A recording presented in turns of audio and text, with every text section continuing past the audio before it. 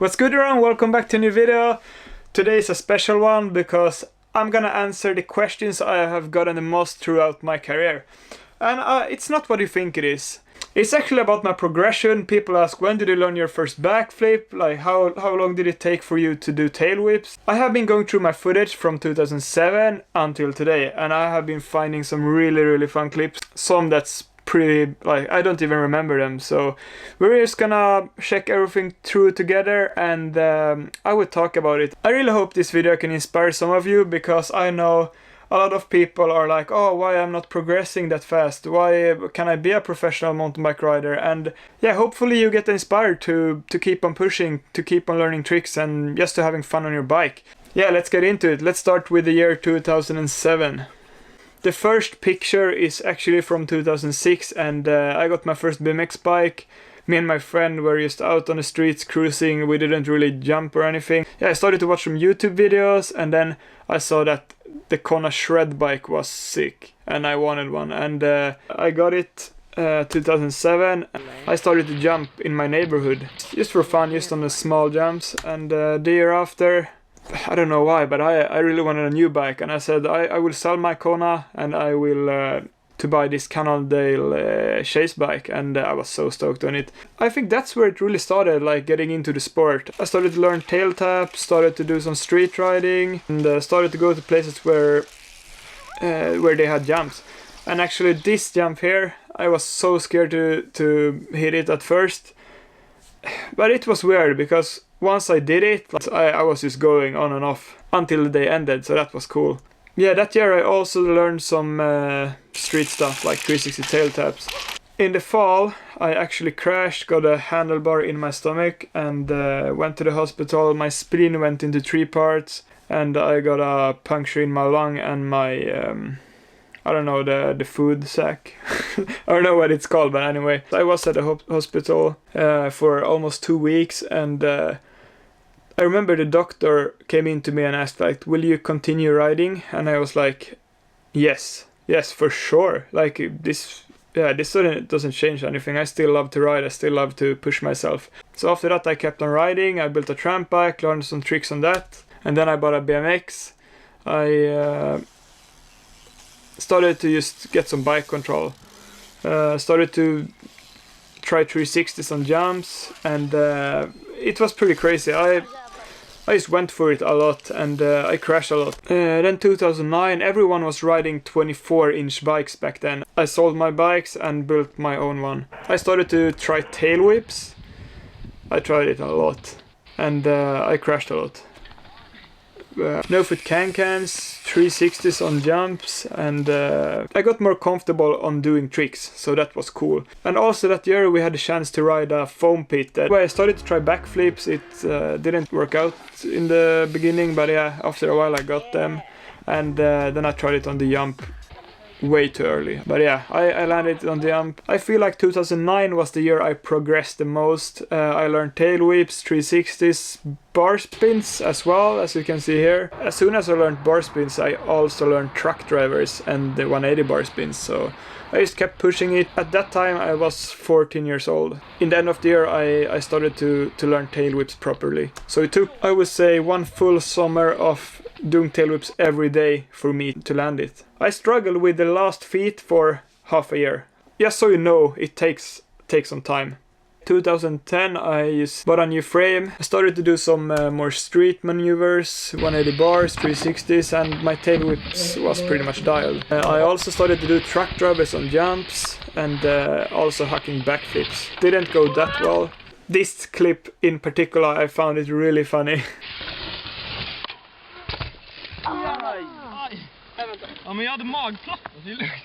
Because I was like landing, got the bar in my stomach. In this clip I was like, oh, it's all good, I had my stomach protection, so no worries, it felt good. In the end of that year I learned 360 tail whips and 180 tail whips in quarter pipe. And then 2011 I rode 24-inch still. I had a Dartmoor. Yeah, I rode a lot of park. I learned tail whip tail taps. I also started to do the tricks on box jumps, like the backflip, the 360 tail whip, and started to ride some street, some manual bars. some smaller tail whips, just doing all my tricks and trying to get them dialed basically. I don't know what this is, but we kind of started to ride over people. I really don't know. I just found this clip and I think it's a bit funny, so I just wanted to include it here. And then I started to hack like 720s. I don't know why, because no way that I was going to land that then. I pretty much rode park all year, like did a lot of park riding. And I think, as everyone knows, the Swedish riders for is the technicality of the tricks. Like we do a lot of bar spins, a lot of tech tricks, and I think it's because of the park riding. Then 360 tail whips, I tried to get the 360 tail whips dialed for a while. Like I could do them for maybe 1 week, and then for 5 months I couldn't really land them. I used to land them if I was lucky. Anyway, I learned double trucks.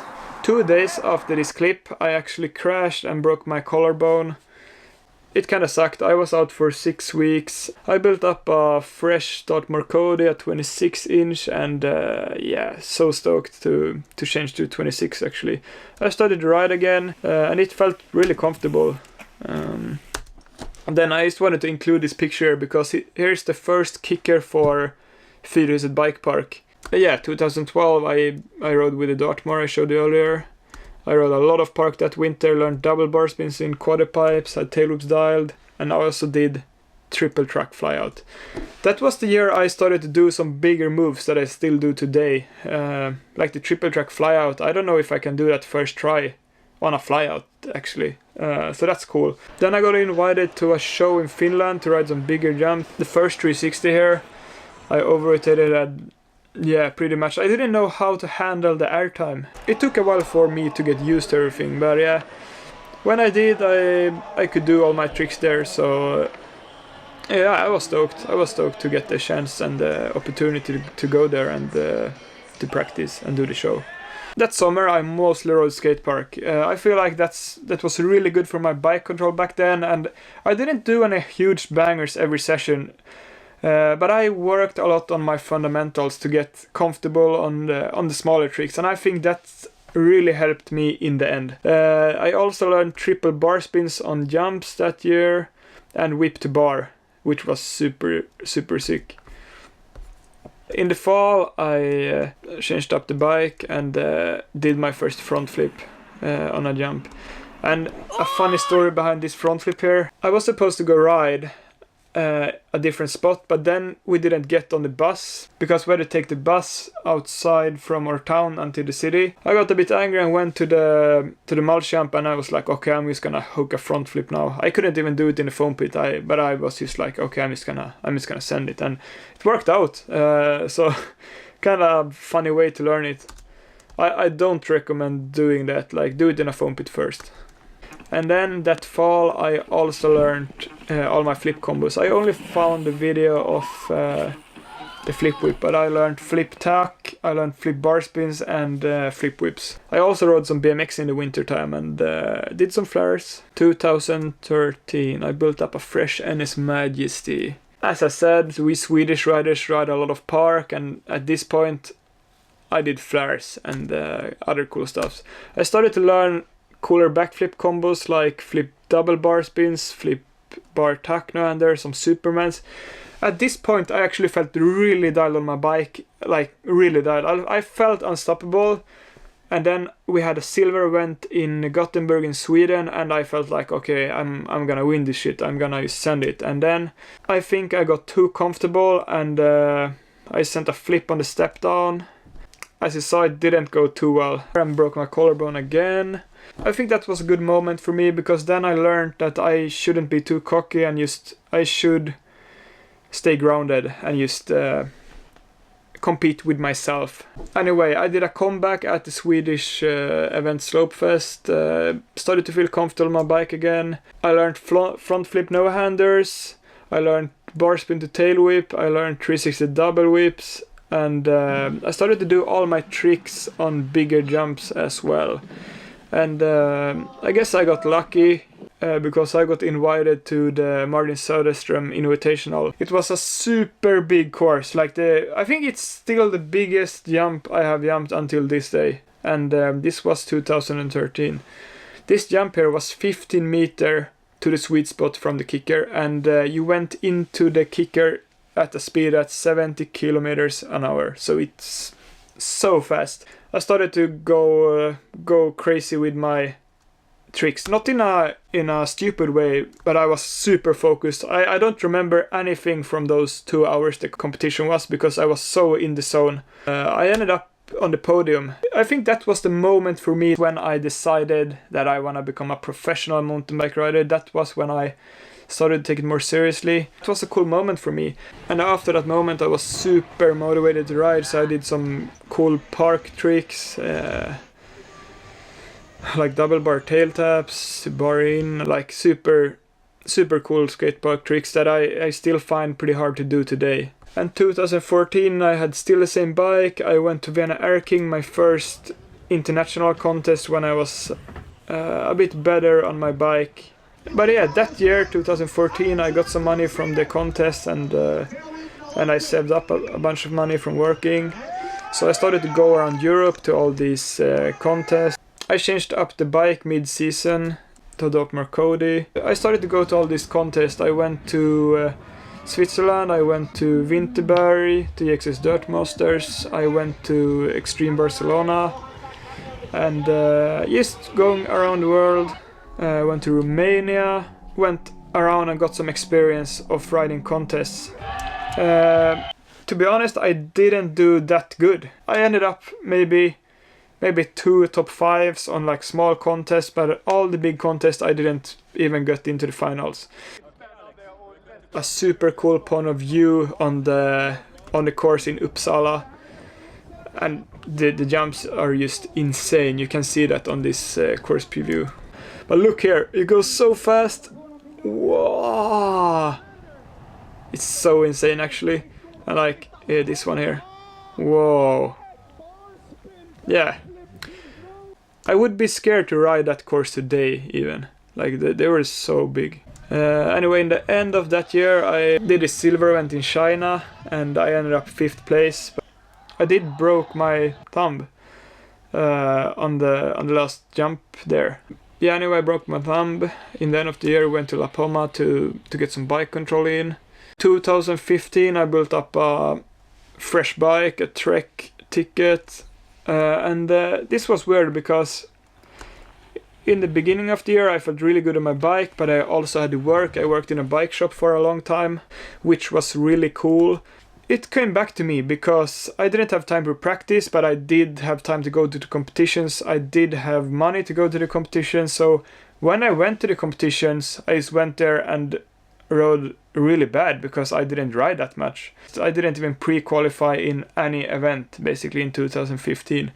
And that was a huge down for me. I didn't ride for 2 months during the summer. Yeah, so that kind of sucked. I slowly started to ride, just doing fun tricks. And in the end of the year I went back to China because that's a cool place to be. And I started to sand it more again, which was pretty cool. Came back home, built up a new bike, and I became really motivated that winter. Started to do some crazy park tricks again. Here was the next progression wave for me. I started to learn tricks again. I learned truck whips, oppo tracks. I also learned to spin my downhill bike. A bit rowdy. I just had fun on my bike that year and did a lot of riding. I also went back to China and I got to ride the FICE BMX Park, which was super cool. I also felt super good on the course on my bike. It was a gold level event this year, and in the end I placed it was 7th or 8th place. So that, yeah, I was super stoked for that. But that was my best result yet, and I was just motivated for the next season. I rode a lot of park in the winter again. I think that's a really good place to fall back on your riding, just to become a better rider and get bike control and learn tricks. So I did some pretty cool tech stuff. I also learned cork 7s that winter. The first competition I did it on a wooden box jump and it worked out perfect. Then it was time for Swatch Rocket Air and I started to do all my tricks on the big jumps there, and in the end I ended up 4th place, which was huge for me. Like, this was the best result yet, and I was so stoked, like so stoked, and I became so motivated to ride. I started to ride a lot. We went on a road trip, we went to 26 Tricks, to Austria, went to Fils, Montpellier, which I did my biggest cork 7 ever at, which was pretty cool. Learned cork 7 the other way as well, which was super cool. Learned backflip, bar spin, tail whip. I started to trick my downhill bike again. I feel like I have one downhill bike session every year. I went back to China again, didn't have any luck there, but still cool to go there and ride. Then the 2018 season started. I started to do my tricks on different jumps and ride these smaller competitions. And then I went back to Swatch Rocket Air, and this was crazy because I actually landed my dream run in the finals there and ended up 2nd place, and that was like a huge moment for me, like one of the biggest things ever, because it was my first podium on a gold event in the FMB, and also I got a wild card to ride Crankworx Innsbruck, which is Crankworx is the biggest contest in the world, and yeah, I got a chance to ride it and I was super pumped. But yeah, I did some cool tricks. I felt like I could do a good run in the practice, but at the contest I messed up. I didn't have my mind in place, and I was a bit scared, to be honest. But anyway, I got some cool experience from it. I felt really good on my bike after that again. Learned opposite 360 tail whips. Learned some other cool tricks. Yeah, so started to feel good on my bike. Also learned quad tracks. Like, I felt like my overall control really increased at this point, because I have been riding the biggest course. I know that I can do tricks on the biggest jumps, and I felt like I could reach my potential soon if I just worked hard enough. And yeah, I learned a lot of cool tricks. In the end of the year we went to China again.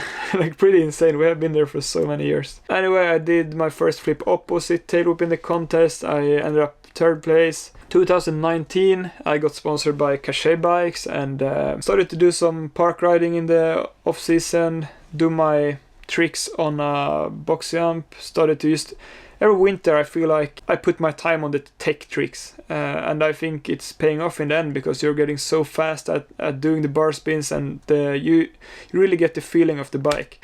The dome actually was a huge part in 2019, because we could ride a jump the whole winter. That was insane. So I did this 360 tail whip to double bar spin. I got into Red Bull Joyride, and this was also an insane moment for me. Everything was huge. Like, I was so scared to ride, but I feel like I managed to ride the course pretty good. Then for the next season, got a new Cachet Bikes, silver one. And you guys told me to spray paint the fork, and I did. So yeah, super stoked about that. In this off season I already knew that I was going to be in Crankworx Rotorua. Came to the Crankworx course and had a goal in mind to do my tricks on the bigger jumps there. And it actually worked out pretty good in the practice. I did learn double whip on the shark fin, which was insane. And I was also super stoked on this front flip here on the long and low. Like, I was so scared for that one as well, but it worked out. And also I start to just become way more comfortable on the Oppo corks, on the cork 7s, and on all the tricks. So that was the progress for the last 12 years. It's pretty insane to think of. And also, when I'm sitting here watching my old clips, I feel like my bike has helped me become a better person, because all of these injuries I had, I feel like those moments really helped me shape my mindset into life. And also the bike helps you get out of your comfort zone, and I think that's really important in life, just for the personal development. And it's so cool. Hope you like this video. If you watch to the end, you're a true supporter, and I love you. Thank you. Subscribe to the channel, like this video, and yeah, comment if I should do more of these, and if you want something else. Yeah, thank you for watching. keep sending it, keep working at your goals, and I will see you soon.